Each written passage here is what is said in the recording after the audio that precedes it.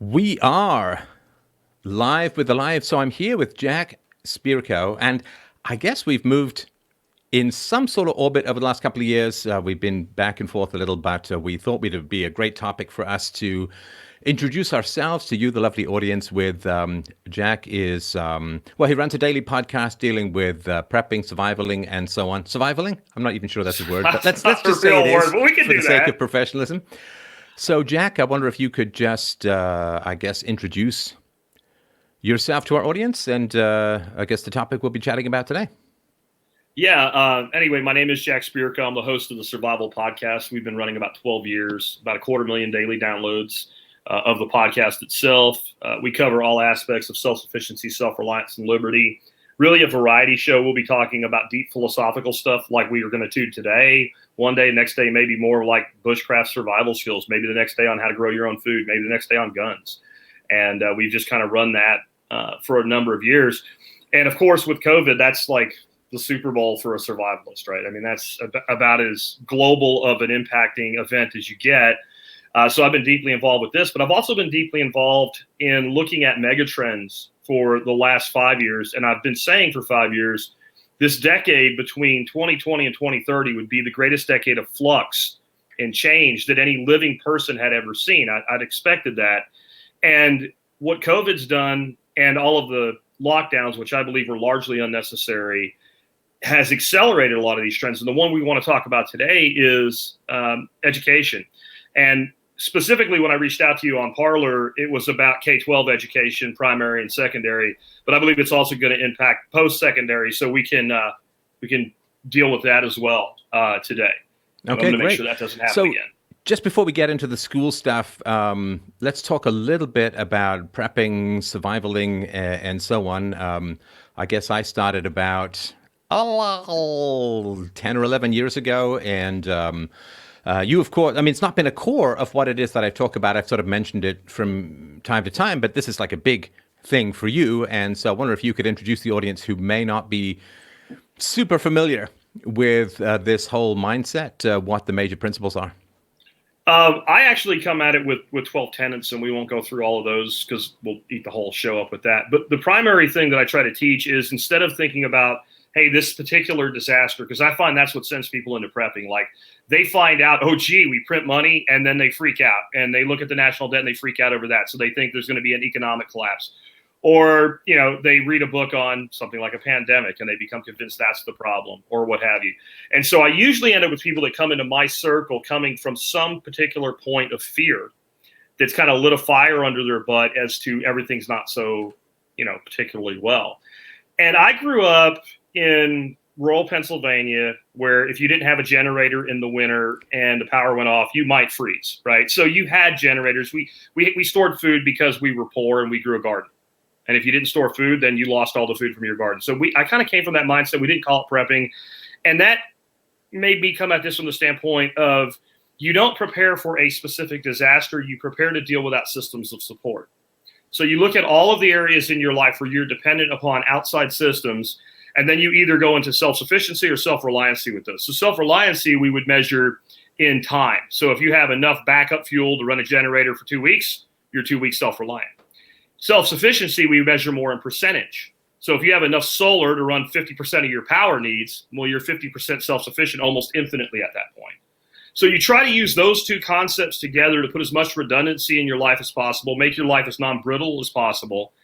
And, you lay out a plan, you work the plan. When you get to that point, you evaluate and you keep increasing. That's kind of condensing 12 years of work in a nutshell, and it's kind of hard to do. No, I get that. And I understand the sort of self-sufficiency argument. For myself, I've hooked up my generator to my home gym. The big problem, of course, being that when I work out, I'm visible from Mars. That, of course, the giant glow, it's hugely important. I've got birds migrating to my household. I am a magnetic vortex.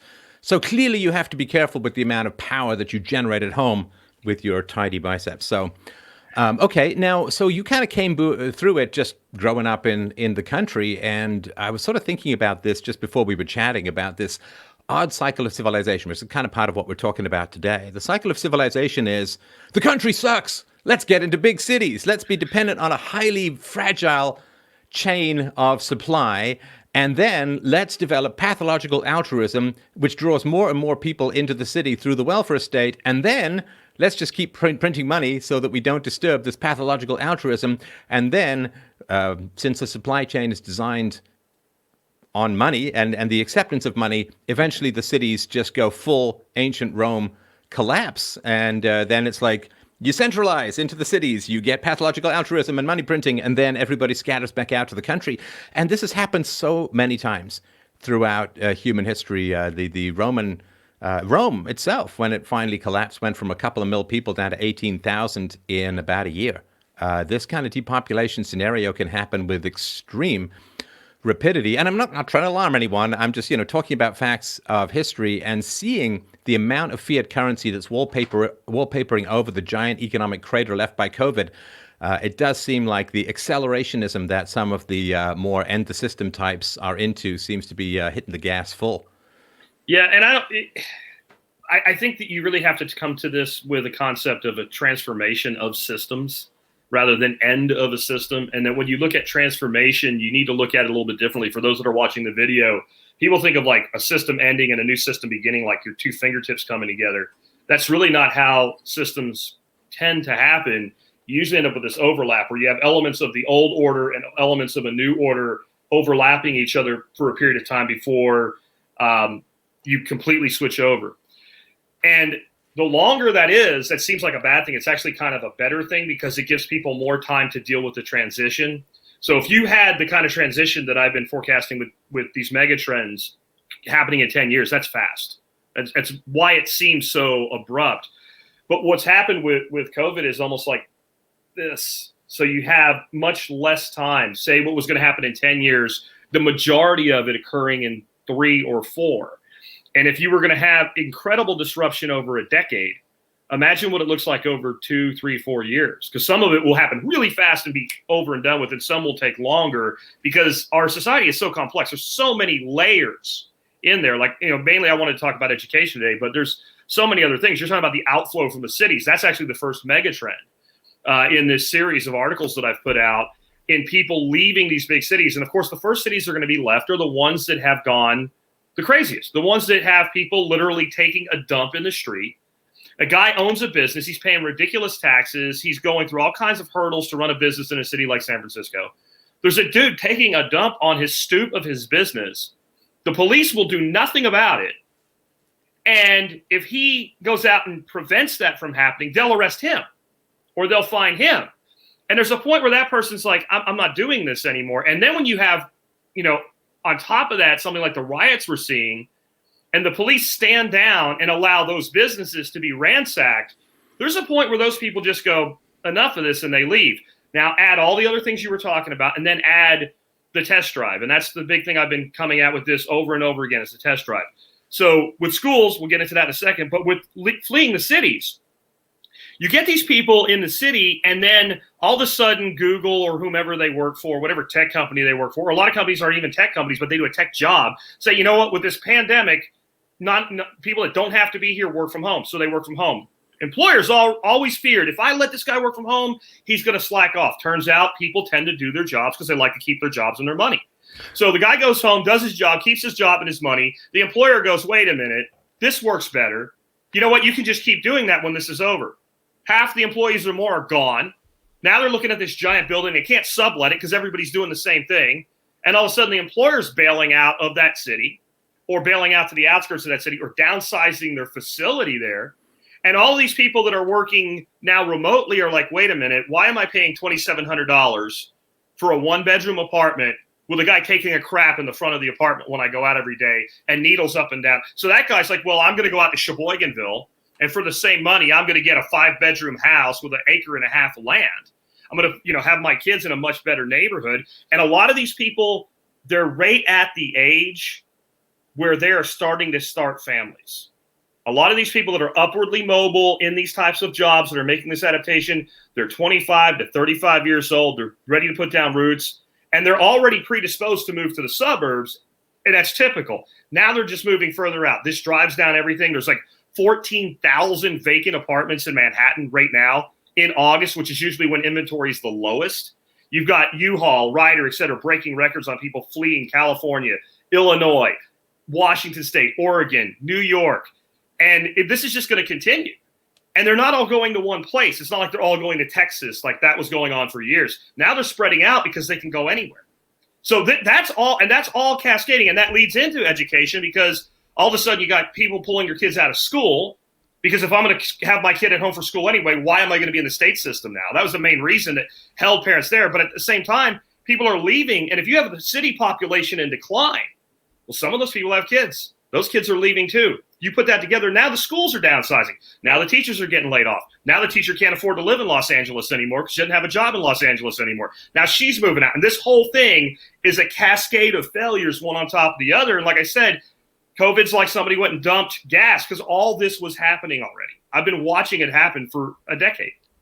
Well, this is the first economic crash with broadband, and I don't think people really understand what that means. I mean, I've lived through a whole bunch of these now. I'm past a half century, so at the 80s, the late 90s, 2007, 2008, and so on. So I've been through a whole bunch of these, but this is the first time where the scattershot of formerly congregated worker bees can actually be sustainable, at least at the moment, with broadband and this kind of technology, the kind of technology that allows us to have this kind of conversation. And people don't understand, I think, the domino effect that happens because most people who are not in the business world, they see the business to consumer economy. Now that's, important, and that's kind of the point of the business to business economy, but the B2B economy is vastly bigger than the business to consumer economy. It's sort of like being on a cruise ship and it's like, I feel a faint humming through my feet. And it's like, yes, that is the giant 12 billion horsepower engine that's getting you from Alaska to San Francisco.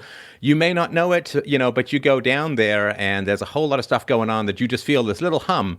And this business to business economy is absolutely huge. It does not require any more people to be direct. Flights, hotels. When I was in the business world as an entrepreneur, man, I spent like 2 weeks a month, sometimes 3 weeks a month, driving, flying, meetings, because, these were like the old school guys who was like, if I can't feel your face, I can't trust you. You got to be fair. I need to mingle our breath over calamari in order to be able to trust you, especially if you're kind of a new starting out business guy. So there's so much of the commercial real estate, rental cars, airplanes, hotels, you name it. So much of this economy has kind of been waiting for the new digital age generation to come along and say, yeah, we can meet over Zoom or Skype or whatever it is, or here. So yeah, we can meet that way and it's totally fine. But the old school guys, you kind of had to wait for them to die off. But now, I said, the gas has really been hit because, I remember years ago saying, working from home is fine, it's very productive and so on. And when I had a big R&D project to do, I had the company rent me an apartment offsite. I spent 4 days a week there with an R&D crew, and we produced some fantastic software in between endless games of Unreal Tournament. But anyway, so the fact, as you say, that this gas has been hit and people are decentralizing and people are working remotely. And, I genuinely believe that this is going to be absolutely transformative to our economy and in a lot of ways to the best. If you don't need to fly for a business meeting, that's good, right? Think of all of the gas you save, the expenses that you save, the carbon you save. If you can work remotely, if you don't need to commute, this is all for the best. But of course, we've got so many people hanging on to the existing structure of the economy that disruption looks like destruction. Well, and I agree with you that everything we're talking about long term is something that's necessary, and it will be a net gain for humanity in the long term, assuming the state doesn't use it to do what the state always does, which is grow and grab power. The technology itself, the mindset itself is better. There's no, like you said, there's no reason to get on an airplane and fly 800 miles if I can do business with you the way that you and I are conducting this podcast right now. I did that for years too. I was in remote sales management, and I had 35 people working across 8 states, and I would go in with my sales reps and we'd make deals and all. And I'm not saying it wasn't effective, but it wasn't always necessary. And what would inevitably happen is, okay, so I need to go to Richmond and I need to talk to this distributor and I need to hammer some things out. That needs to be a face-to-face meeting. But I'm going to Richmond from Philadelphia. I don't want to do that for half a day. So I'll go down there for 3 or 4 days. So now I've got my sales rep, right, coming up with a bunch of monkey do freaking meetings for me to go to, so they feel like, hey, the regional guy's not going to fire me because he doesn't think I'm working. And a lot of it was, some relationship building and all. It wasn't that it wasn't useful, but it certainly wasn't necessary. And then when I would get home, if you did that kind of work, then you get home and you spend the next 72 hours with no sleep, keeping all the promises you made, when you could have done all of that instantly. And that's happening in a million ways. And like you said, the B2B side of this, people have to think about when an entire, 4-story building closes because the company sends all of its workers home, maybe keeps a small core working in some little incubator somewhere else, sharing space. How many businesses operated just to service that building? The janitors, the people that come in and wipe the freaking plants down with soap, and the coffee vendor, and how many little restaurants, that are already hurting made their living off of those employees when they took lunch. There's entire cafeterias. I've worked at places where there's a cafeteria that serves that complex, but that cafeteria is an independent business, or maybe multiple independent. They're all toast. And that's, you're just beginning to peel that first layer off the onion. This just keeps going. And you're right, the broadband thing, it's actually been here, but now it's more available. And then everybody got that. Again, you got to think about that test drive. You're convinced this new car from Ford or Chevy or Toyota sucks, but your buddy talks to you about enough. You go down the dealership and you drive it and you go, this doesn't suck. I like this. And that's what's happening with remote work. It's happening with remote education. And it's, once those things happen, there's this entire group of side effects that get drugged with it. And like I said, it can be a net gain. It can be a good thing, but it's going to hurt. And when you look at teachers in particular, if somebody it's a technical person loses their job, they have a marketable skill. They have something they can go out to the general market with and say, here's all the ways that my skills translate. You have a teacher with 25 years of experience teaching 4th grade. I am not putting him or her down. I can't do it. I couldn't tolerate kids for that long every day. I respect it. But if you're coming to me back when I was managing a sales force and you want to start selling computer test equipment for me, I don't want you. And most places don't want you. I know people that are really good that got put out to farm at 50. That's one of the reasons I went and did my own thing like you did years ago, because so it wouldn't happen to me. But I know these people that are really skilled, 50, 55 years old, can't find a job now. Well, before this, in a booming economy, because you know what? I'd rather get the young go-getter that'll kill himself. Even if that guy's willing to work for less than his rate, I can get the young guy who will work harder than you for less than your rate too. Why would I hire you? Now, you get people that have had a job that they thought they had to rob a post office to lose. Bye. And it's going to happen. You're going to see major layoffs in the public education system by winter. It has to, because the feedback I'm getting is an exodus like I was saying it would be big. It's way bigger than I thought. The place that we're using for my grandson, we're homeschooling him while my kids work, is a place called the Celis Academy. Amazing school, founded by a guy that actually invented gigabit Ethernet and the hydrogen car. Definitely doing a better job than the school system that we had him in before. But last week, he started getting kicked out of his lessons. He'd get to the end of a lesson and he'd get knocked out of the app. So we called him up and they're like, we have so many people coming in that our network protocol management is now saying, once you're done, we drop you until we can fix this. They were overwhelmed with new students. And that's just one location. The latest report I heard off of mainstream media was about 10 million homeschoolers this year. And those are not virtual learners. Those are not kids that are still going to the state school. Those are kids that their parents said, hey, if Johnny's going to be home anyway, let's look at the Ron Paul curriculum. Let's look at Excelis. Let's roll your own. Let's look at unschooling. There's countless options. And a lot of parents, I don't think, knew how many options there were. And didn't know. And in some states, I know you're in Canada, but in some states in the United States, it's ridiculously easy. In my state of Texas, my kids sent an email and said, hey, we're pulling the kids out. Bye. And when they say something like, well, what curriculum are you using? None of your business. You are literally required to report nothing to them. And so as far as I'm concerned, my grandson is enrolled in a private school in California and doing distance learning with them. And it's okay, so let's, fantastic. I've always been loath to make predictions. I certainly put my toe in the water from time to time, but I'm going to sort of break protocol and talk about it now. I believe, and this is not just based on a hunch, the data is pretty solid, but I want to know what you think. I believe that this fall is going to be a disaster for education. for schools. I think kids are super spreaders in a lot of ways. They have more COVID if they've got infections than people even in the emergency department or emergency rooms or intensive care. And so I think that a bunch of kids are going to come together. Yeah, they're going to try and mandate masks and social distancing and hand washing, but they're kids. So, of course, they're not going to follow the rules, particularly those in the early to mid-teens where the life seems to stretch forever and consequences is just a word in a dictionary. And so I think the kids are all going to come together.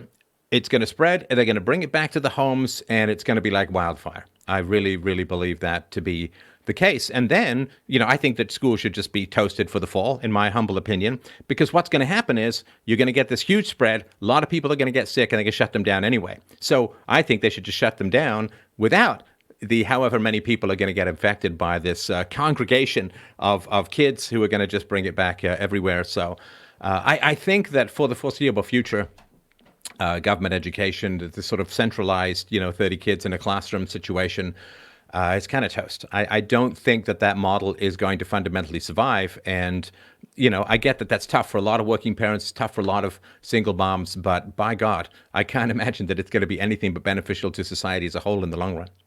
So there's two different things there then, right? So there's the future of the school system, and there's what would happen if we sent the kids back to school. Would it be, the apocalypse of the plague? And on that one, my answer is absolutely not. We have countries in Europe that have sent their kids back to school long ago. They haven't had these massive breakouts.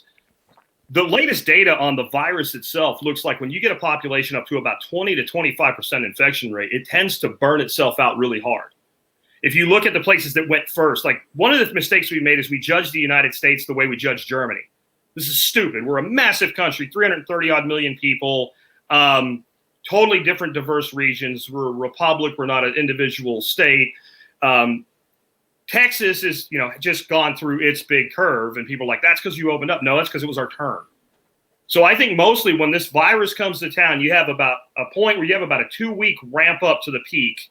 And I actually looked at this like a technical analysis and looked at every country. You have what you call in technical analysis of a stock, you call it a double shoulders formation. You have these 2 big peaks with a valley in the middle, and you have a 6-week where it just dives, and it just dies out. And that's why you see like New York is not blowing up because they're not opening up. They're not blowing up because they got there's plenty of contact in New York. Because if you look some of the antibody testing in some of the neighborhoods, they've had like a 75% antibody showing back up. Most of the people that get this are asymptomatic or mildly symptomatic. Kids, the odds of kids going to die when this, your kid's more likely to die on the school bus. Now they can spread it, but that's inherently limited in and of itself as well. Now the schools themselves, most schools in the United States are not going back. They're doing virtual learning. Okay. Now, once you do that, now you're putting mom and dad into a position where, well, maybe I should see what the other options are. So the longer they keep the schools closed, the more they're signing their own death warrant as a system. The longer they stay closed, the more likely it is that by the time you get to winter, the big black cloud you see, it's not kids spreading COVID, it's the death of the modern education system. Because why am I going to keep my kid in the state system if I have my kid? Like the big reason parents don't do this, when you really push a parent, they'll say, socialization. Well, the kids are constantly screamed at for socializing anyway. Kids are picked on. Kids are bullied. You can put your kids in all kinds of activities. We have homeschool groups. We have homeschool meetups where instead of like doing education together, you just do social activity. That's not a problem. Well, you can get socialized in prison too. Yeah, right. You just don't necessarily want that perspective. It's a lot like school in a way too. Schools are like minimum security prisons today. It always comes down to daycare. Once you take away the state mandated, monopolized, mandatory daycare service, there's no reason not to look outside. As soon as you look outside, you start to look at your child's education the way you look at buying a pair of pants. You might like jeans and I might like cargo shorts. I'm not going to buy jeans just because you like them. We make decisions every day for ourselves based on what is the best thing at our means for what we want. You do not want your kids in school. You think you do, but you don't. You want your children educated. That's what you want. You want your children educated. Homeschool kids complete college at 12% higher for the group than standardized educations, right? I mean, they win all the national science fairs. No, sorry to interrupt you. Like I get that, but to me, it's always a question of cause and effect, right? Is it smarter parents who homeschool their kids and they're just getting that generic inheritance of IQ, which is like 80% genetic by our teens, or is it that there is a big improvement? I certainly know that the stuff that I use from school, like the stuff that I use, particularly middle school, I mean, good Lord. I honestly, my daughters and I were chatting about this the other day. Like, well, what do you still use from middle school? I'm like, you don't. Anxiety? Isn't that a great like, case? I mean, it's hard to remember, especially because the world has changed so much since we were in middle school, that now, everybody's got a calculator and a lookup device. You don't need to memorize. You don't need a slide rule. You don't need to know how to do long division, although it's useful to know how the numbers work together. But, so much has changed to the point where you have a giant computer in your pocket all the time that, things just haven't kept up. And I think people are going to start experimenting with these learning parts. The parents get together and they hire a teacher to teach a couple of kids.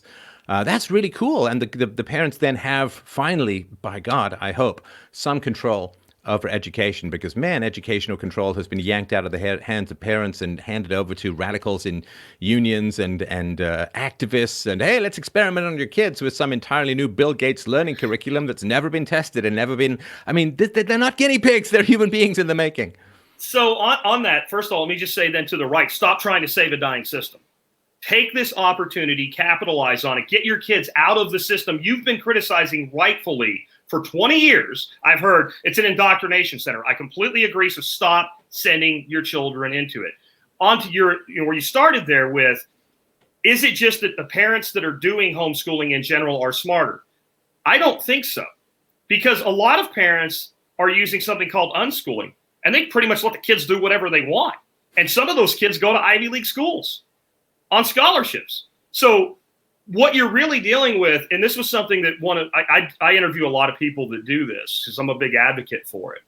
One of the people that's on, I call my expert counsel that does questions for the audience every week, Sue, said, you cannot make a child learn anything they don't want to learn. It's like pushing string. You can move one end, but the other end is going to not move at all. You also cannot prevent a child from learning something they do want to learn. Nothing you can do will ever prevent that kid from learning something once they've decided, I want to learn this. That's why we had a 9-year-old a few years ago. They caught going through the drive-thru at McDonald's with the minivan. And they said, how did you learn to drive? And he said, YouTube. Right? Because once he decided he was going to take the minivan to McDonald's, right, there was nothing going to stop that kid from doing it. So when we take kids into a home environment, our job as parents are not to be teachers. It's to enable education. It's to encourage the child to learn and then to find the method that works best for the kid. That's the difference. That once you become a homeschool parent or a homeschool grandparent like me, you bring that kid in, you try something. If it doesn't work, instead of keep shoving it in Johnny's face until you better learn, instead of doing that, you say, okay, this doesn't work for Johnny. We need Johnny to be able to learn how to do math. Let's go find a math curriculum that enables Johnny to learn how to do math. And then if what you're doing with history works, you leave that alone because he's learning history. So why would you jack with what's working to fix with what isn't working? And to be fair to the education system, which I don't like to do, but I try to do it anyway, if I have 30 kids sitting in rows in a classroom, I can't do that. I can't change the curriculum for Johnny and not change it for Stefan, right? And I can't have Jack, who just blasts through everything in the class, out there throwing airplanes or something because he's done with his work. But my grandson gets his work done on average in 1.5 to 2 hours a day. So what the hell was the school doing with him for 7 more hours a day? And he's got a 4.0 GPA. Funding administrators, Jack. Sure, exactly. You know that. So most of what these kids are doing in school is useless. But it's not useless for the time it was created. It was created in the 1800s.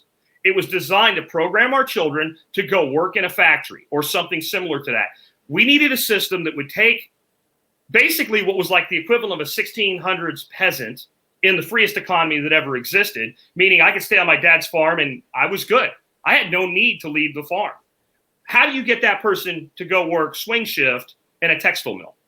Because when also to be fair, like his job as a farmer is going to go into decline. We have automation in the 1800s, early 1900s coming in. We're going to have less farmers. We need something for these people to do. Sorry, I just wanted to point out for the audience, it was only 120 years ago, 80% of Americans were involved in farming. Now it's like 2%. Yep. That shift is mind-boggling. And so we needed something like they could see that coming. So what's his name? I can't think of the guy's name now. One of the worst human beings that ever existed. He went to Prussia and brought the Prussian system back to America. And it was thinking Wilhelm, but that's not just a scrap floating in my brain. Kaiser, right? It was, God, it's similar to that in name, though. Anyway, he goes over there. He brings this back. They install this system, and it kind of fluxes a little bit. But by the 1920s, it's pretty much exactly what we have today, except now we have computer monitors in the classroom. But it runs the same way. The world that was designed to prepare a student for does not exist. We're sitting here walking around. We have these little computers in our pockets we call phones. They're really pocket computers. They have more technology in them than the entire bank of computers that put a man on the moon in 1969. And we're still teaching with an 1880s mentality. We're teaching, listen to the bell, stand up, take a break, ask to go to the bathroom. We're teaching students how to be good workers for an industrial environment that's largely become archaic. And if you really need somebody to work in that environment, if somebody's like, I got to take that job, there's one left and I need it, you can figure out how to do that. We don't need 13 years of conditioning for that person to be able to know this is when I take my break and how to punch a clock. But all of the crap we do in schools, it's the fluff. And then they send the kid home and the kid's got 2 hours of homework. So you got a kid knocking out all his work in an hour and a half, 2 hours, goes to school for 7 hours, comes home with 2 more hours of work. This makes no sense. And we're robbing our children. I mean, I know you've become a father over the years, and that's changed a lot of how you think. I've watched enough of what you've done to know that. I look at my grandson and I think, I don't want him spending one more minute doing things he doesn't want to do than are necessary for him to do that, right? I want him to learn. I want him to be able to do math. I want him to be able to think critically, et cetera. But most of what I want for him in an education, he's not going to get that in a school system anyway. They're not going to teach him the concept of grammar, rhetoric, and logic. They're not going to teach him the trivium. They're not going to teach him when somebody says something that doesn't make sense, how to challenge it. They're going to teach him how to obey the person because they have authority. So what I want for him can't be acquired there. And what I don't want for him will absolutely happen. His precious childhood wasted to a large degree. Because what do you think is the best thing that ever happened to you in school, Stefan? What do you look back and think, man, I wish I was back there doing that again?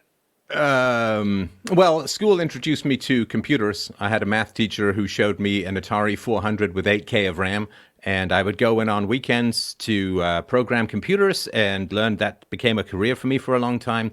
But that, of course, was not school. That was weekends. My very, very best experience in school was doing summer school so I could get out of that rat cage a semester early and get a head start on everybody who wanted to get a job post-school, because I didn't have enough money to go to college, so I went to work gold panning, prospecting, and so on. So for me, the very best thing that happened in school was getting out of it early. It was like, parole, I've made it, woohoo! Was leaving. And that, one way or another, most people, when you push them a little bit, that's where they end up. The best thing that ever happened to me at school was I finished. Whatever that meant, they were out. And people that dropped out feel the same way as people that graduated at the top of the class, right? The best thing that ever happened was the last day that I was there. And well, the people who do really well in school tend not to continue that arc afterwards, because if you're particularly great in that kind of controlled, coercive, restricted, oppressive hierarchy, it's like, hey, I've made it to the top of the NKVD, that doesn't tend to translate particularly well into being a great self-starter in a more free market economy. So they end up being really good employees and top-level middle management types, or they go into research or something where they may end up pretty high up, but it's not really a position of authority. It's a bureaucratic position or something like that. They don't tend to go out and found the next great computing company. They don't go out and create, a decentralized platform for social media. They don't do any of that. They end up in some level of conformity because that's what they excel at. And there's nothing wrong with that. I mean, as an entrepreneur, I need people to go to work every day. If I don't have that, then and neither do you, right? We need consumers to sell to as entrepreneurs. Somebody has to make my lip balm. Right, yeah. Somebody has to make your lip balm. Somebody has to make T-shirts. Somebody has to, download podcasts, and somebody has to buy product out of a discount club. Like, if you don't have somebody to do that, you don't have anything to market or sell. So I'm not putting down the worker bee, so to say. But, I mean, we are evolving into an economy that's becoming like a gig hustle-based economy. And you're getting to a place where a person with an average intelligence but a high hustle ethic can easily build a really good financial life for themselves. And if that happens to be your kid, why? People are like, well, what if he wants to go to Harvard? If he can get into Harvard, he'll get into Harvard if you put him in regular school. He'll get into Harvard if you unschool him. He'll get into Harvard if you do conventional schooling, and he's probably not getting into Harvard. But he's recently found out he won't get into Harvard if he's Asian. But no, but here's the thing. So as far as 18-year-old learning goes, sort of the philosophy that I worked with is, you got to start by looking in the mirror because you're trying to prepare your kids for adulthood. And so, Jack, what was the last skill you learned that was complex, difficult, boring, and had no purpose in your life? I don't remember, but I'm sure it would have been in school. I mean, did you just pick up Middle English for the funsy of it? Did you pick up Japanese or calculus with no purpose to them? No. The whole point of knowledge is to get us somewhere. And yet I've go from A to B. So, my daughter has gotten into animation, which is pretty funny because when I was about her age, I was writing space opera scripts, which my friends and I would act out and we'd record and blow into the microphone for the spaceship explosions and stuff like that. But she has, of course, on tablets and in computers, there's amazing animation technology these days. And she's like, hey, Dad, look how I animate. And her hands are blurring across like she's playing some Flight of the Bumblebee on cocaine or something like that. And I'm like, this is incredible. Like, how did you learn this? She's like, I just figured it out. I looked up a video or two because she wants to make the animations. And so she has a purpose for this learning. But if I were to sit her down before all of this mania and enthusiasm took over, if I was to sit her down and say, Daddy's going to teach you how to animate things, she'd be like, oh, because it would be like, there's no purpose. It's like, we like to climb a mountain to get to the top, but nobody lies flat and climbs horizontally on a parking lot because it's kind of stupid, right? You need a goal. You need a purpose. You need a reason. Yeah, I struggled with chemistry, and I had an accounting teacher that found out about it. And he said, just put number signs next to everything, and then maybe you'll care about it. Because I was very good at advanced accounting formulas, and I was struggling with chemical formulas. And the reality was I didn't care. Yeah. Since I didn't care, I wasn't going to do well at it. And I think that's, again, back to, taking responsibility for your child's education. There's a fundamental level of understanding of basic core subjects that I think it makes sense, and it behooves society to make sure children have that base level education.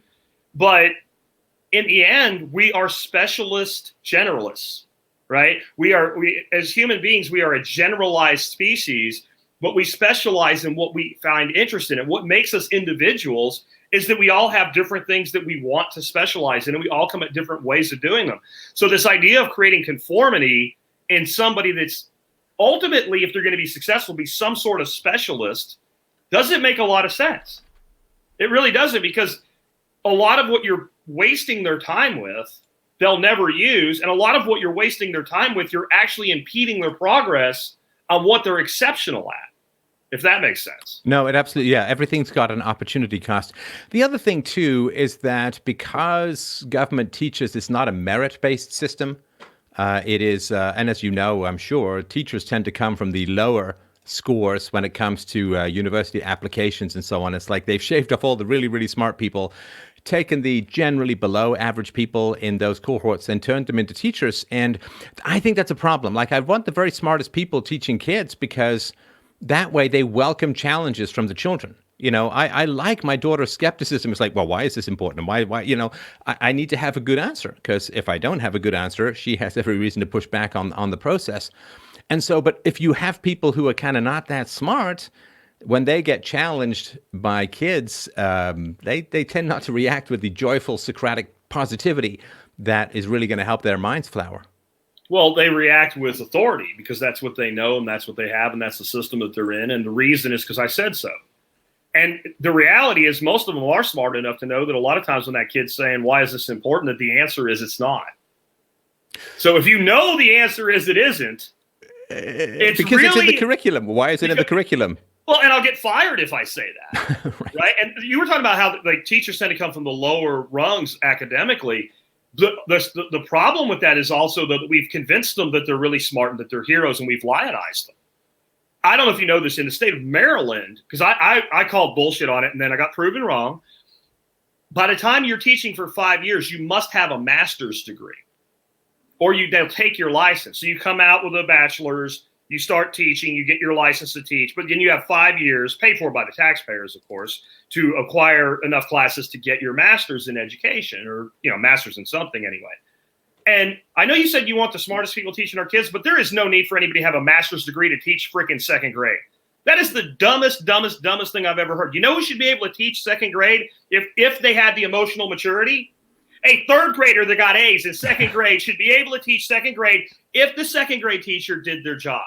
I come from a military background as well, and our training methodology was see it, do it, teach it, and then you know it. You could see it 100 times. Until you do it, you haven't learned it, and you really haven't mastered it until you can teach it. Well, that's a bit of the Waldorf school methodology where, and this was this is going back a ways in a show I did probably about 10 years ago.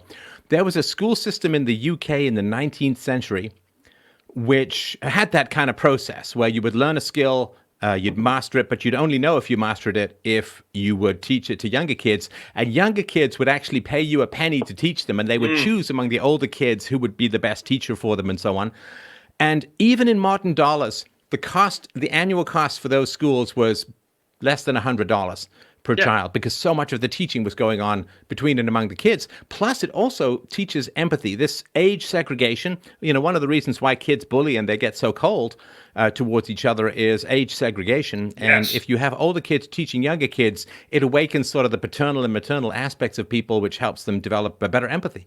Well, and I mean, on that alone, let's say that you're a third grader, Stefan, and I'm a seventh grader teaching you, and you're being picked on because the biggest kid in third grade decided to pick on you. He's probably not bigger than me while I'm in seventh grade, right? So it brings in a certain level of protection, kids protecting their own. But what you're describing is exactly how education worked in the United States before we transformed it.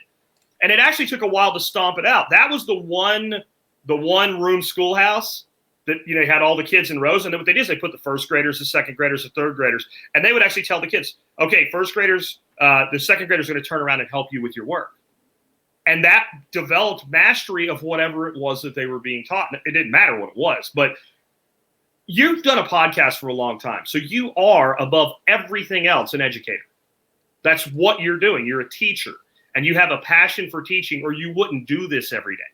It takes work to do this every day. People look at it from the outside and think, man, it must be nice that you talk for a living or whatever. It takes a ton of work and dedication and time to put together something like this and make it successful the way you have over the years to where you can earn a living from it. It's tremendously difficult. So you know more than anybody else. You've learned more by doing that than you've ever learned by just taking in information from somewhere else. When you turn around and you start to teach things and you start to get challenged by your listeners and by your students, and they start saying, hey, did you know this? Did you know that? And then you have to retool what you said so that either it's better understood or to make it correct because you were wrong. All of a sudden, you start to really master your subject matter. Well, if you're not including that in your teaching of children, they're not really learning. And that's why you don't know anything from middle school.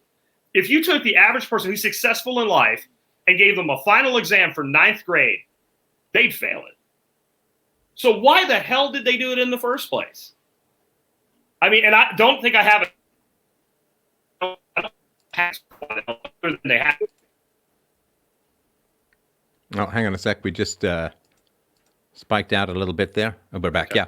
Well, the other thing too, so the teachers unions as well, there's a couple of things that I think are waking people up, because school for kids, like the parents view school as just it's kind of a black hole where the kids go for 7-8 hours a day, and they don't really get a sense of the content. And I think one of the things that's interesting is some of the parents being rather appalled at the stuff that's coming across the virtual learning Zoom window, the kind of stuff that they're being taught, right? And there's some school districts who are like, hey, do not watch this live stream if you're a parent. They don't want to know. Yeah, they don't want the parents to know what's going on. I think that's pretty significant. The other thing too is that they're getting a sense of the amount of busy work, because the teachers are being paid for an hour, maybe 2, maybe 2.5, maybe a little bit more of on-screen time, and the kids seem to be completing their work in an hour or two, and then it's like, okay, so what is the rest of the time being used for then in particular?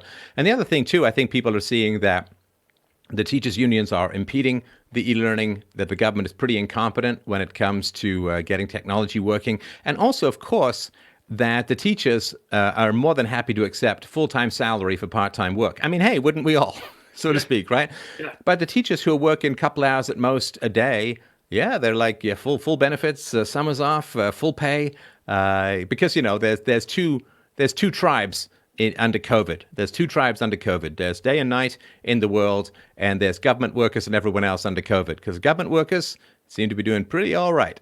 Everyone else kind of hosed. And I think people they're changing their relationship to the worshipful nature of teachers in school that they may have grown up with.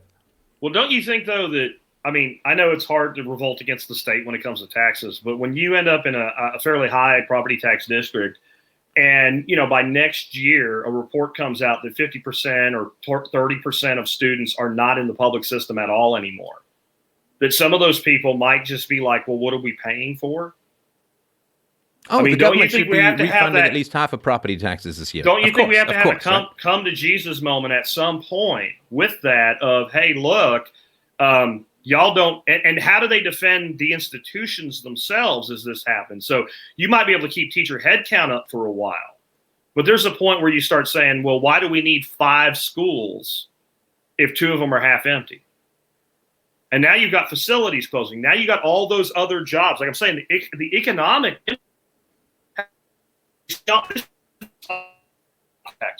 they are out there. Do you still hear me, Stefan? I don't. Yeah, you just gobbled for a sec, but sorry, keep going. Yeah, they are starting to talk about concern for the education system itself. They're talking about making it illegal to homeschool. I mean, nobody's serious about it yet, but they always float that stuff first. You mentioned the thing with they don't want you to watch your child streaming lessons from school. The other story that came out today, there was a lady in Virginia or Maryland or somewhere. Her kid is a Boy Scout. He had a couple BB guns in his room.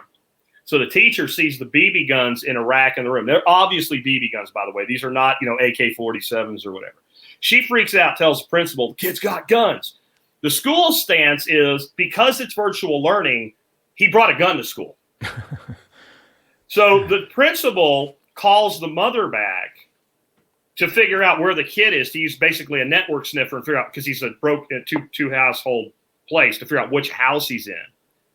And doesn't tell her any of this and sends the police to her house.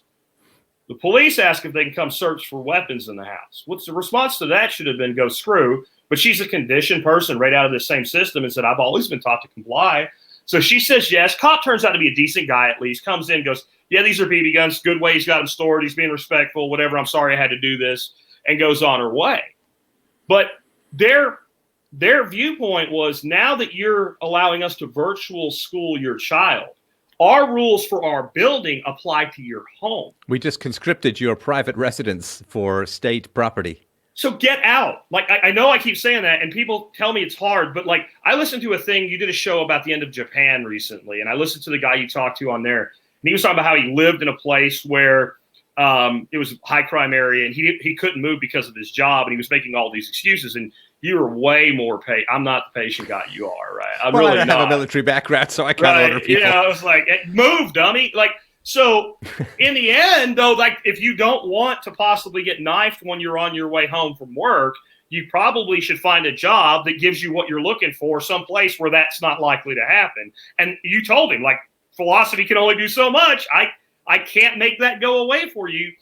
When it comes to your children, if I asked a parent and made it extreme and said, if there was a building on fire, would you charge through that door and grab your kid and get him out of that building? They'll say, absolutely. So we know there's a point at which you absolutely will do whatever it takes for your kid.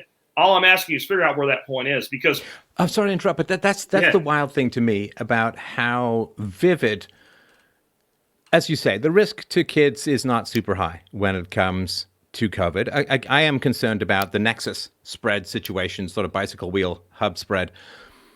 But parents, 40% up here in Canada, I think it's in Ontario, like 40% of parents not sending their kids to school. And because it's like, okay, this virus, which, admittedly is nasty, but doesn't really hit kids too hard and so on. It's like, well, yeah, I got to keep my kids safe. It's like, that indoctrination is really bad for your children. Yeah. And I've been making that case, as I'm sure you have for, gosh, for me at least, as a podcast for like 15 years straight. I've been talking about it decades before that. Like, indoctrination is really, really terrible for your children. It scrubs them of their personality. It turns them into, volatile, remote control, civilization detonating bots, so to speak. And they turns them into these, tripwire attack dogs for the elites. I mean, it's really, really terrible for people. Plus, I think that, I don't think that the school should be teaching your children sex education at all. I think that's actually really creepy, really vile, really nasty, really destructive. And, keep that shit away from kids. That's just not what strangers should be talking about with your kids. There's a whole lot of creepy stuff in there. They're going to terrify your kids about global warming. They're going to terrify your kids about just a wide variety of bugaboos, mostly imaginary, as the saying goes. And parents are like, yeah, but it's, it's a convenient black hole to put my kids into for 7 hours a day. And suddenly it's like, wait, there's a virus, a communist virus in there. It's like, yeah, but it's still safer than indoctrination from communists, but this has really made it kind of, I guess, vivid, like a jump scare rather than a slow reveal. Well, they've also seen what their kids look like learning outside of that environment. And a lot of them like it. I mean, it looks like it's somewhere in the neighborhood of 10 to 20% of parents pulling the kids fully out. And one of the reasons I'm so big on this get out thing is I know what happens with any government, entity, organization, state, whatever, when your best people start leaving. What do? They close the door. And it's going to be really hard to pull people who are already out back in. But it's not hard to impede people from leaving. So if you think about, I've heard you talk about this years ago, about some of these countries where they've had like the brain drain. Your best people, if there's a way out and the state's failing, they haul ass to the West. And then what's left is the worst. Well, who do you think the first people to pull their kids out of school are going to be? They're people of means. They're people that are concerned with the kids' education. They're all the kids that prop up those test scores. Right. That they say, this is why you're paying $14,000 a year in property tax on a 3-bedroom house. Well, once those kids go and those test scores drop, that's another problem for the institution. So I really think you're going to start seeing them make it harder to withdraw. Once you're out, and I mean all the way out, you are, to whatever level the state you're in will allow you to do so.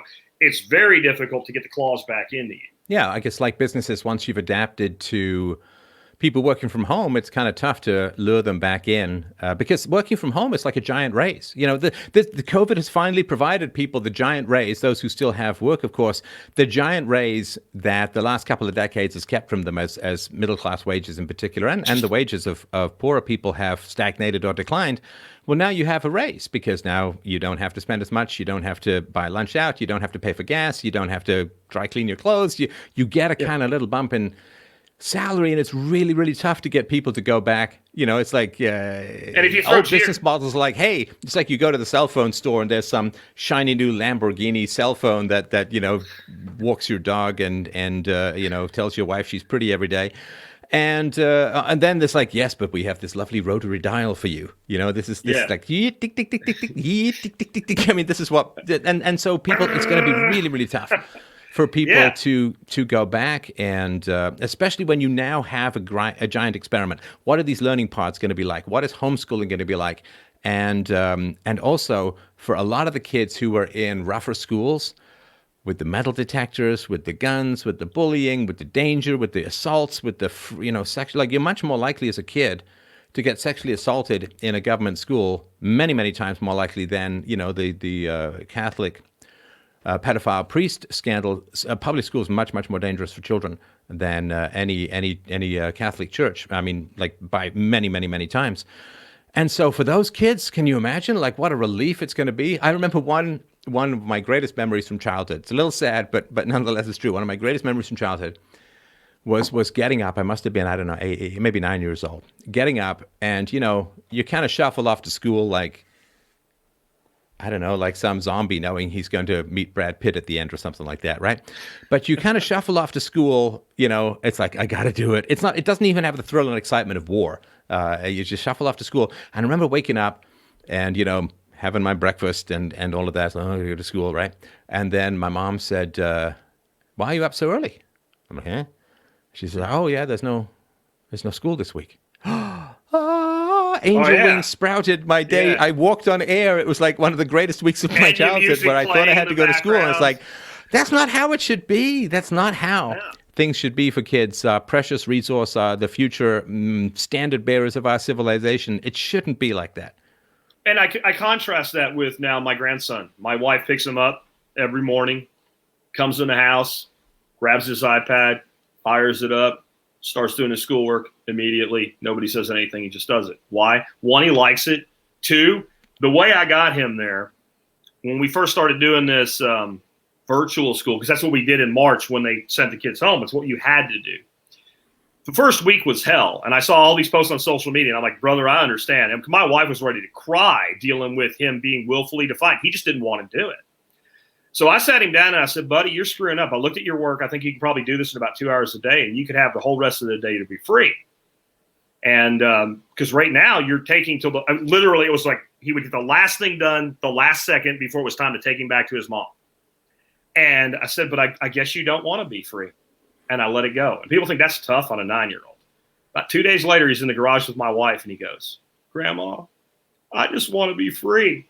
Next day, he tore ass into that. He's never done anything else since then. And the first time he got a taste of, wait, I'm done for the day. I can do whatever I want. And here's the crazy thing. He spends half of the rest of that time learning other things. Yeah. He's basically doing a structured schooling for an hour and a half to 2 hours a day, and unschooling for a couple hours a day, and screwing off and fighting trees with sticks and playing baseball and basketball the rest of the day. And shouldn't a kid do that? Shouldn't that be what it looks like when you're 9? I mean, I think it's what it should look like. And like you said, pods, that might work. Other parents are doing like each parent takes one day, and then 5 or 6 kids go to the different location, and they might even be using different curriculums. But you just basically have a parent to make sure nobody's bleeding to death, nobody's torturing anybody, and that kids are actually getting their work done. And like the program we're using, again, it's called Excellus.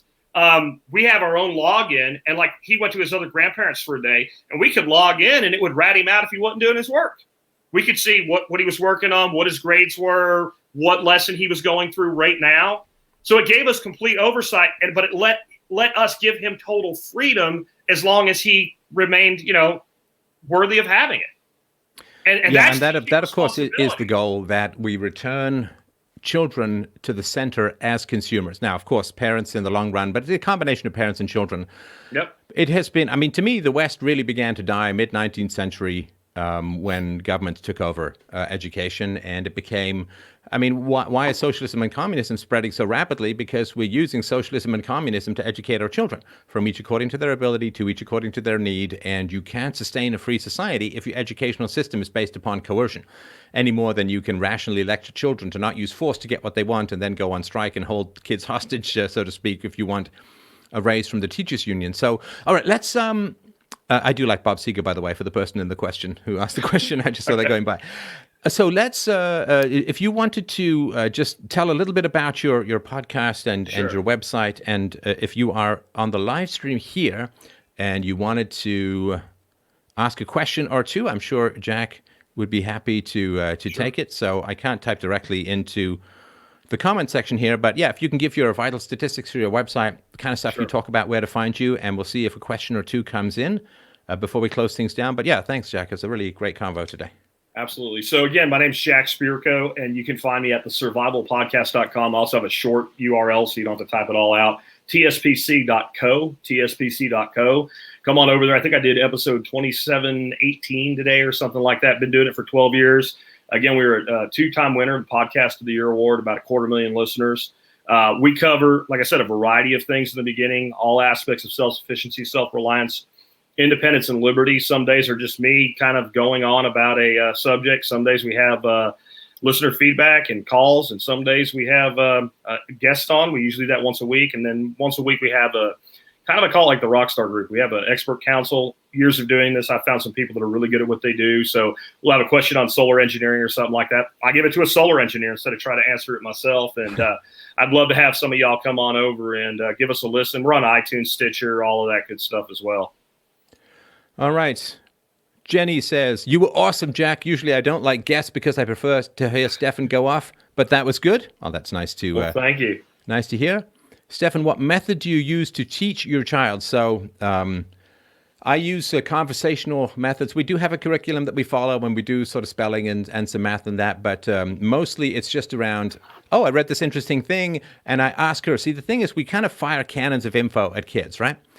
So what you want to do is, if you find something interesting in the news, you find some interesting fact, don't just blurp it out at the kid like you're just a rain cloud dropping on their umbrella. What you want to do is say, well, how would you solve it? Or what do you think the issue would be? Or what do you think comes next? Or, what percentage of parents do you think aren't sending their kids back to school this fall? And just try to get them to guess, to engage, and to get those creaky brain muscles going. So I would say whatever you're interested in, your kid is fairly likely to be somewhat interested in, but you can't just dump information on them any more than you ever been at a party where somebody is just talking your ear off and they never ask you about yourself, and all you do after a while, you just space out. You just go to your happy place. And I remember one woman telling me at a party once, she literally had a 20-minute monologue on her hair about, well, when she washes it with this shampoo and then it's exposed to this kind of light, it has a slightly reddish tinge, but then, blah, blah, blah, and her relationship with her hairdresser. And it's like, this is back when I still had my hair and I still didn't care. So just make sure you're not a one-way street. We think of education, because that's how we're taught, is like, just firing cannons of information at the kid and hoping they catch some. Make it into a conversation, and you'll really, really find it wonderful from that standpoint. And it tends to be interesting that way. Sorry, Jack, go ahead. Can I add to that? So again, the school that we're using is called Excellus, and I really recommend people check into it. I don't have kickbacks, or they're not a sponsor or anything like that. We're just really impressed with them. I looked at a lot of different curriculums. They use a thing called Learning Accelerator, and it's actually like 6,000 different public schools are actually paying them for their lessons now. That's how effective they are. But like Stefan's saying, like, integrate learning into life. Back when my son was in school, he was like 8 years old in second grade, and we had the parent-teacher night, and he had told the teacher that he makes beer with dad. Well, of course, she said, I'm not sure how to bring this up. But so we started talking. I said, well, he doesn't drink it. He helps me brew, but he's learned Mesopotamian history. He's learned chemistry. He's learned advanced algebra to do calculations for the alpha hop ratios against a specific gravity of wort. Have you taught him advanced algebra yet? And he wanted to learn it because it was cool because dad was doing it. And he's like, well, you can figure all this out, and you know what? Yeah. Well, when can I taste it? Well, when you're like probably 16, tell your teacher 21. But like, integrate that. Like, I have a little farm here. My grandson, he'll jump off his work when I go out and do my daily stuff. He'll walk around with the chores. We'll talk about things. And I don't look specifically for something to tie back into something that's educational. But when it comes up, then have a conversation about that. Kids love to have conversations. And if you can get them talking, they'll teach themselves. Like, again, you don't actually teach, you encourage learning. Those are two totally different philosophies. And you want to teach principles, not conclusions. How to think, not what to think. Somebody asked me in terms of, do I build my own training materials? Well, kind of yes and no. So I have been a computer programmer off and on for over 4 decades, and there's very little that I don't know when it comes to programming. So my daughter, like most kids, likes the odd tablet game, although she's got a whole program of restricting its usage for herself. So I said, hey, do you want to build one? And, that gets her interest, because she's going from consumer to producer, right? That's kind of the tip that happens shortly before puberty, that you, instead of just receiving stuff, like instead of watching shows, which she doesn't do much, she now wants to create shows, which is the animation. Instead of just receiving video games, she wants to create one. And so, we fire up the programming tools, and it's like, okay, let's start with something simple, a number guessing game, or let's do a math quiz or something like that. And let's time. Can you time it? And then can we put funny messages in if people keep making mistakes? And so she came up with a whole script of like funny error messages if people keep making mistakes, where the computer gets more and more exasperated and so on.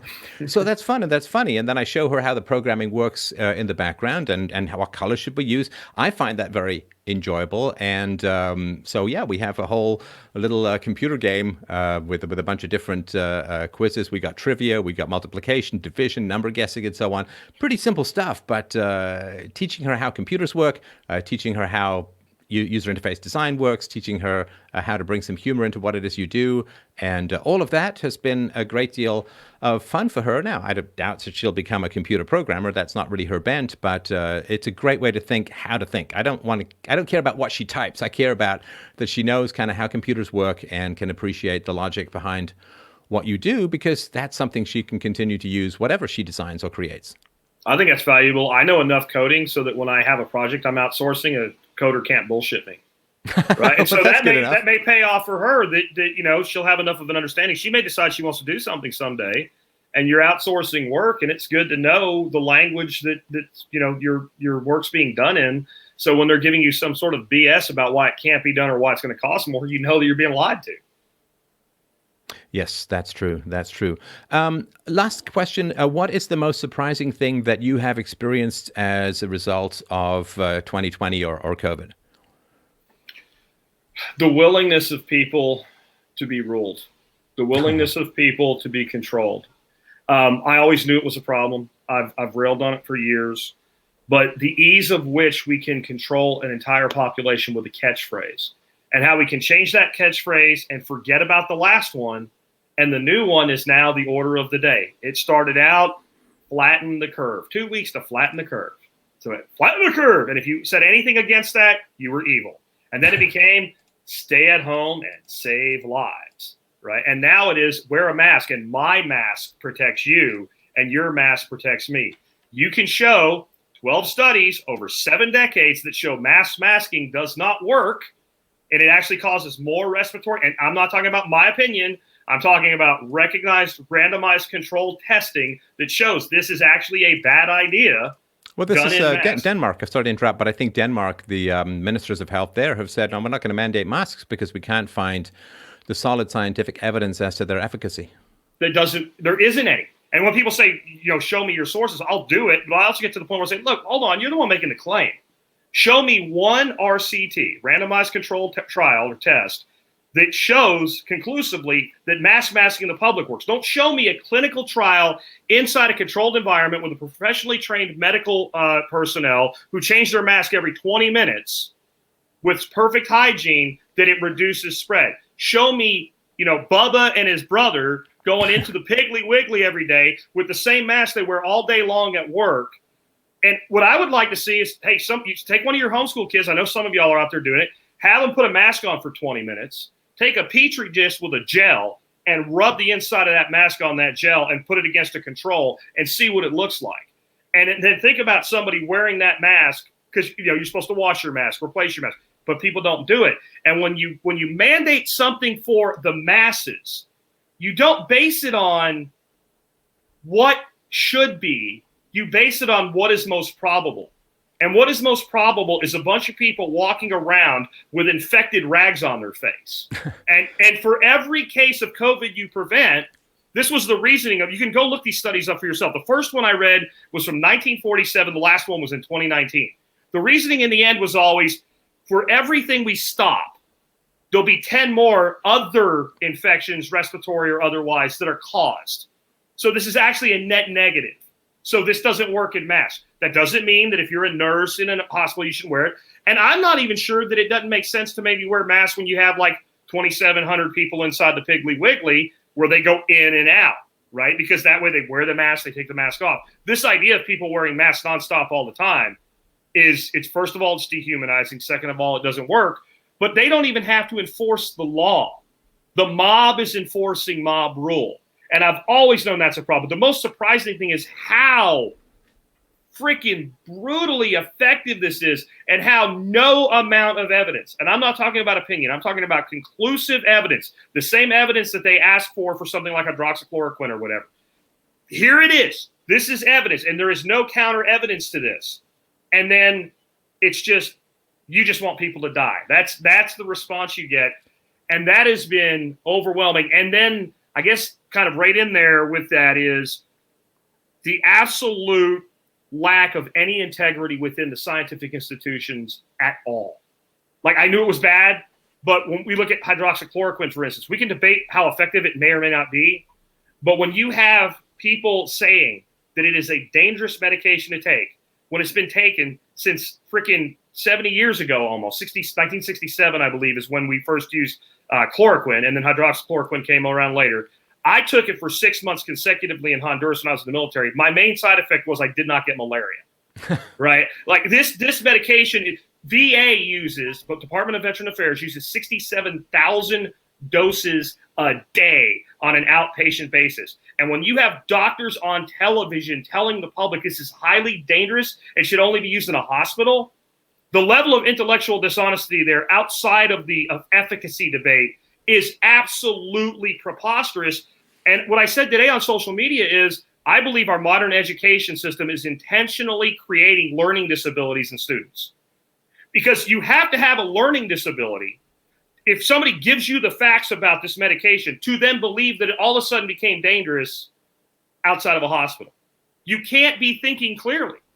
And the willingness of people to embrace this on political tribalism especially, because if Donald Trump came out and said, if you eat this hat, it'll cure COVID, there's a whole shitload of people that start eating hats. So it's just as bad on the other side. There's no clarity in this at all. And man, like, I knew that humanity was easy to enslave, but I didn't know they were this damn easy to enslave. Oh, come on. This is the same scientific establishment that turned plant food into a planet killer. So, it's a little tricky to take some of it seriously. If you ever want to do a global I warming am show, probably buddy, I haven't read all the studies too. I just be frank, I'm probably a little bit more pro-mask than you, simply because it limited basis, not all day, but it does help reduce some spread. And there does seem to be some indication that the more viral load you get, the worse it can be. So, it might, I think that there's some benefits to masks for sure, but I think a lot of it is just, nobody can really say, well, we've got something kind of nasty and we're just going to have to work through it. So people are reaching for this magical thinking, which is like, okay, well, if I wear a mask, I'm fine. But the problem is, of course, is that if the masks aren't as good, the old saying, if you can smell a fart, then your mask isn't doing you a whole lot of good, because fart particles are even larger than COVID particles. But people need some way to go on back about their lives. I see it to some degree as an anxiety management device rather than, like frontline medical protection. But of course, what happens is as people go about their lives, if they feel that they're more protected by masks than they are, they may put themselves in more risky situations. But yeah, to me, the whole mask debate kind of went out the window when all the Black Lives Matter protests were cheered on by the mainstream media, and Fauci said, well, no, we shouldn't obviously do anything about these protests. Where are the giant outbreaks that match up with these giant demonstrations? They don't exist. And the outdoor stuff, it's really, my understanding is it's really tough to get this thing outdoors. It's pretty tough to get it from surfaces. So, but we don't have the straight dope. We don't have critical thinking. We don't have a lot of skepticism of those in authority. So yeah, it very much is follow the herd. And that's why, I'm saying, if you go into a grocery store, I think it makes sense, that limited application. Turn that around though. And last weekend I took my wife out to lunch. And so we go to Olive Garden and we have to put our face diaper on. We walk to our table, take our mask off, because obviously you can't eat that way. Sit there for 2 hours, have a wonderful lunch, and put it back on to walk out the door. There is no world in which that has any scientific basis whatsoever, and it shows what it really is. It's virtue signal ass covering by politicians so they can at least partially open up the economy and claim to have done something. The problem is it's whipped people into a mass hysteria. I think encouraging masks is a great idea. I think mandating it to the point where we're going to start arresting people and creating mobs that beat people up because the person chooses. If the person doesn't wear a mask and you really believe masks work, stay away from them. Try that, right? Try social distancing away from them, because I think you're right. You put everybody in masks and then they all think they can just get back together the way things used to be. And then you might get some more spread, but it's all, here's the thing. I really believe if we did common sense social distancing and protected the most vulnerable, this thing would pass relatively quickly. It would already be deep into the rearview mirror. They're dragging this out, and whether it's intentional or incompetence, you can debate that, but we're dragging this out. Some of the top epidemiologists, one guy out of Germany came out right in the beginning and said, I had no idea why you would want to do this. And it wasn't some dude with a blog on Medium, right? This was like a guy that was an incredibly respected scientist until he differed from the herd, and now we have to destroy the man's career or whatever. But when you look at the curve, sooner or later it comes to town. It's about an 8-week cycle, and it doesn't really come back. The whole second wave idea is always in some other place or it's in a place where it never really surged in the first place. Well, or it's going to be one of these viruses that just sinks into our general experience. It's going to flare up from here and there. It's going to be, flu times 2 or whatever it's going to be, and we're just going to have to deal with it. And at some point, maybe we'll get mad at China. That seems to be something that's not really happening. The media is more mad at me than China. It's pretty wild. So I think it's just going to become part of our landscape. You can't put the toothpaste back in the tube, and we're going to hopefully find some way to deal with it. But last comment from a listener, hard to argue. It is, sorry, let me put it here. Masks are thrilling in the bedroom. So yes, you can keep your Batman cosplay and enjoy that. Just make sure it's not one of the ones with shark teeth, because that can be alarming to a woman in the dark. All right. Jack, if you wanted to just give us your vital statistics one last time, and I would strongly encourage people to go check out the podcast, never at the expense of mine. No, I'm just kidding. No. But if you want to give us your vital statistics one last time. Again, thesurvivalpodcast.com, thesurvivalpodcast.com. If you're from the South, thesurvivalpodcast.com, or tspc.co. Just come check us out. Follow me on social media. I'm on all the platforms that Stefan got kicked off of. Wait, what? I'm on? Yeah. I just haven't logged in for a while. Isn't that just what's happened? I got big warnings this week from everybody. Twitter threatened me, Facebook threatened me, so I'll probably be joining you soon. So well, it's interesting out here in the hinterland. So thanks, Jack. A great pleasure to chat. I'm sure we'll do it again soon. And yeah, be sure to go and check out Jack's podcast. I will put the links in the description, and talk to you guys soon. Thanks for dropping by on the live stream today. Bye.